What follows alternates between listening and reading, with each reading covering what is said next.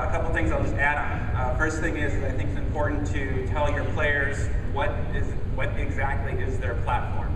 And I think one of the pieces that we often miss is whenever we talk about platform, show a platform based a little bit, is I always say end of fingers all the way to the head. You have these passers oftentimes who are pulling their head away from the pass, and not that I want them absolutely staring at the ball into their forearms, but I want their head to move level with their shoulders as opposed to separating from that.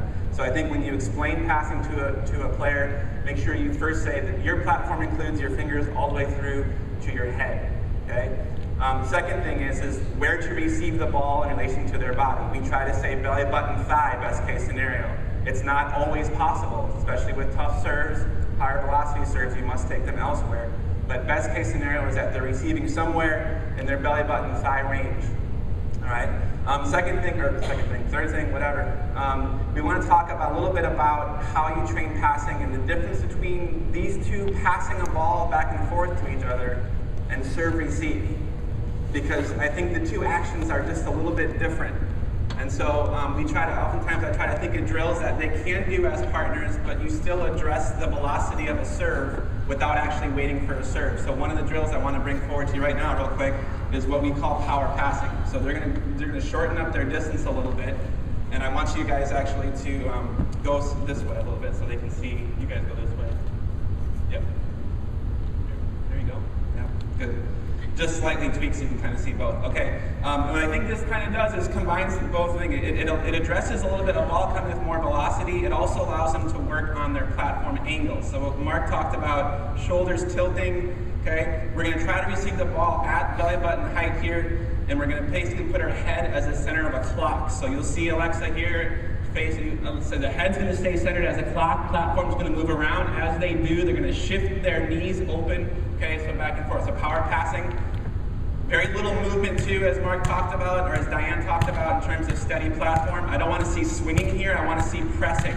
Shoulders are loose.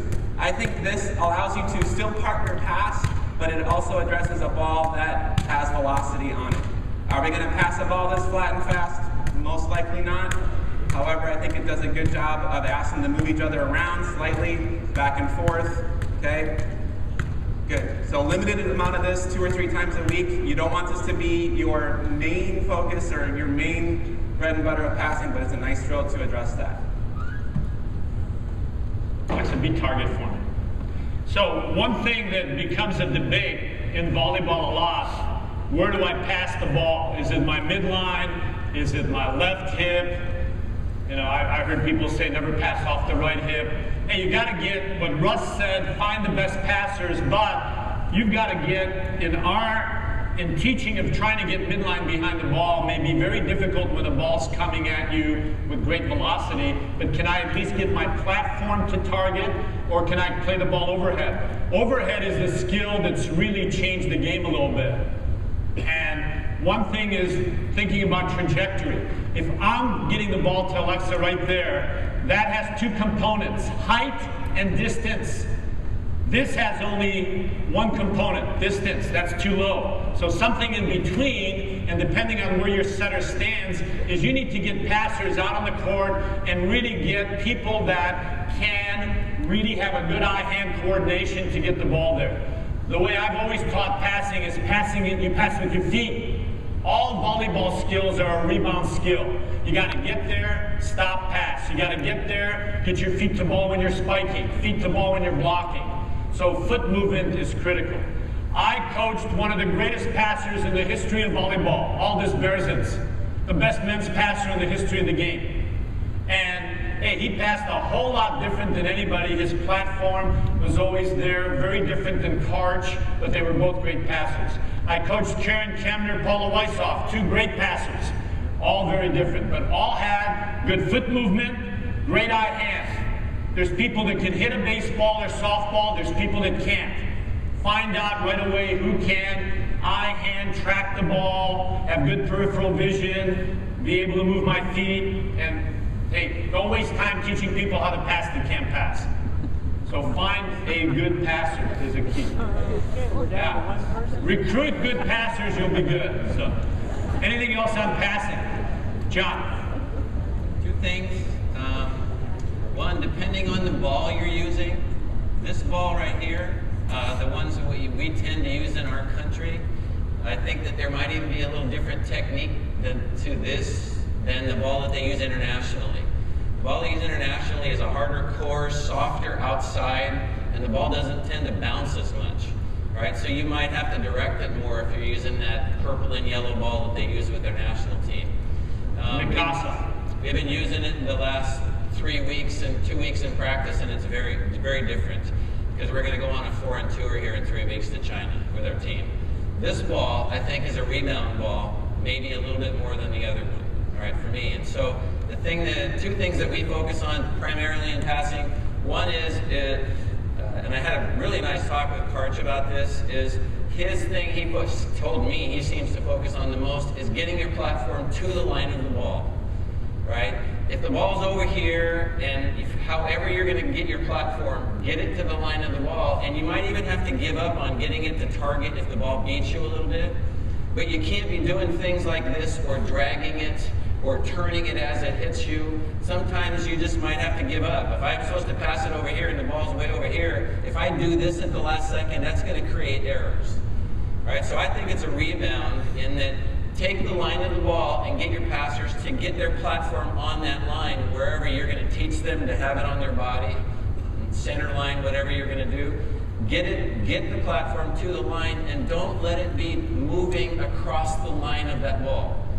Right? So passers that go to here and then go like this, their platform almost always is going across the line of the flight of the ball. And just picturing that, and there's some physics there. You got to do a lot of adapting if it's going sideways across the line to get it to bounce where you want it to go. So get the ball to bounce off your platform. The other thing is, I think one of the hardest things in passing is the depth issue. There are very few passers that I've seen that can pass deep serves and run and get short serves very easily. All right, and I think that has to do with reading. I think reading is not a very good skill that we're good at on our team. It's not. We work on it all the time. I think passers look at servers and don't see things.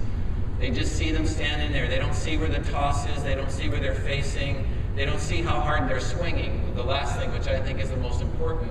If you can actually watch and get that much information, I think it takes a lot of effort. And the only way we trust if someone sees things is if they say things.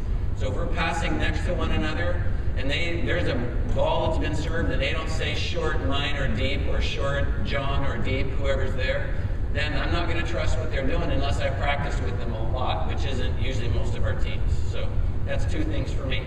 Russ? And just to add two things, simple philosophy on the serve, good toss, hit it hard, bad toss, hit it in. Same thing with my passers. I'll say, great serve, pass it deep. Easy serve, nail it. All right, if it's an easy serve, if they can take it overhand, if it's a free ball serve, and there's some people that serve free balls. I mean, I have players, and I say, looks to me like you're playing Pepper with Cassidy from 50 feet away. All right? So either you're in cahoots with Stanford, or I need another server. All right? So if they're going to be in the air whacking it, then they ought to be whacking it. But if it's a hard serve, pass the ball off the net. 10-foot line is fine. Maybe it takes away your quick attack at the net or at the position of the setter. It doesn't really take away your quick attack because quick is based on speed, and it's not like you can only set quick to the middle. You can set quick to other people.